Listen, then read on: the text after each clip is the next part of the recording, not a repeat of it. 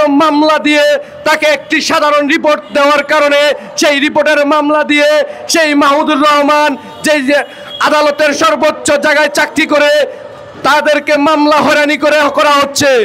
তার বিরুদ্ধে মামলা হলে আমাদের প্রেস কাউন্সিল ছিল, প্রথমে প্রেস কাউন্সিলে তার ব্যাপারে অভিযোগ দায়ের করত, কিন্তু মামলার কোনো পর্যবেক্ষণে সেখানে তো কোনো ব্যবস্থা নেয় নাই।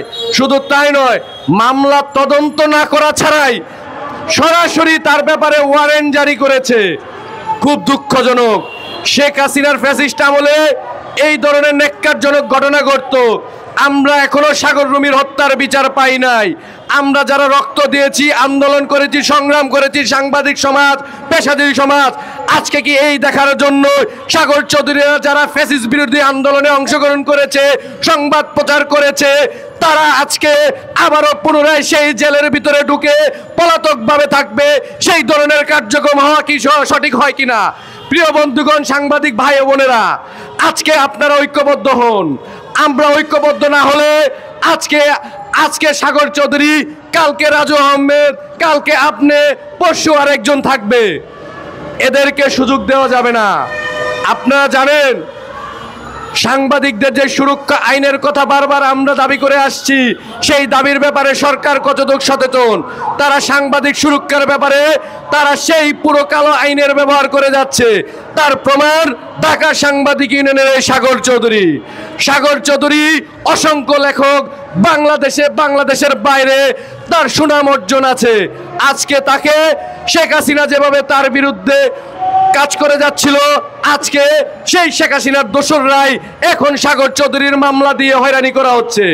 প্রিয় সহকর্মী ভাইরা আমার, আপনারা জানেন, ঢাকা সাংবাদিক ইউনিয়ন সহ সাংবাদিক সমাজের অনিষ্ট ভয়ে যারা বিরুদ্ধে আন্দোলন সংগ্রাম করে আসছিল, আজকে তাদেরকে হয়রানি করে যাচ্ছে। শুধু হয়রানির শিকার নয়, আমার সহকর্মী ভাইদেরকে খুলনায় লাশ করে ফালিয়ে রেখেছে। গাজীপুরের সহকর্মী ভাইদেরকে সংবাদ প্রচার করার কারণে তারে কুপিয়ে হত্যা করেছে। এই হত্যার যে মব জাস্টিসগুলো তৈরি করছে, আমি মনে করি তারা পরিকল্পিতভাবে করেছে।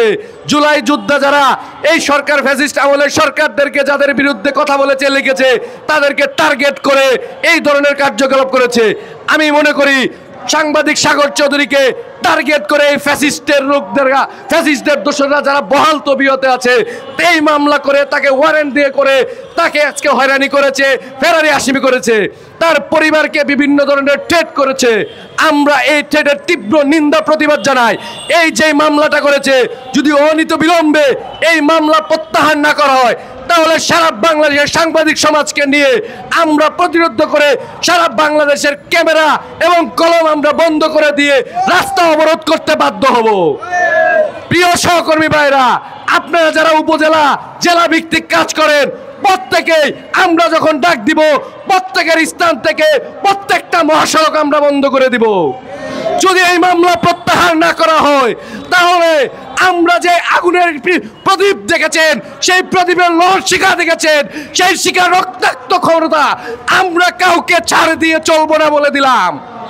আমাকেও বিভিন্নভাবে হামলা করেছে ফ্যাসিস্ট আমলের সময়, আমরা তখন আমার সহকর্মী ভাইরা প্রতিরোধ করেছে, আজকে মামলা দিয়ে প্রতিরোধ করেছে। আমরা তাই ডক্টর ইউনূস সরকারকে বলতে চাই, এই সাংবাদিক সমাজ আজকে আপনাদেরকে যেভাবে সারা বাংলাদেশের মানুষ, ছাত্র জনতা আপনাদেরকে সরকারে বসিয়েছে, আপনারা এক সাগর রুমির হত্যার বিচার করতে পারলেন না। আপনারা কি করছেন? আপনারা আমাদেরকে হত্যা করার জন্য পুনরায় কি কোনো পরিকল্পনা করছেন কিনা, এইটাও ভাবার বিষয়। তাই আমরা অতির বিলম্বে বলতে চাই, আর কোনো সংবাদকর্মী ভাইদের গায়ে যদি আঘাত আসে, কোনো সুনির্দিষ্ট অভিযোগ ছাড়া যদি তাদের ব্যাপারে মামলা করা হয়, মামলার পরে কোনো তদন্ত ছাড়া যদি ওয়ারেন্ট ব্যবহার করা হয়, তাহলে আমরা এই রাষ্ট্রযন্ত্রের প্রত্যেকটা সংবাদকর্মী তাদের কোনো কাজ করব না।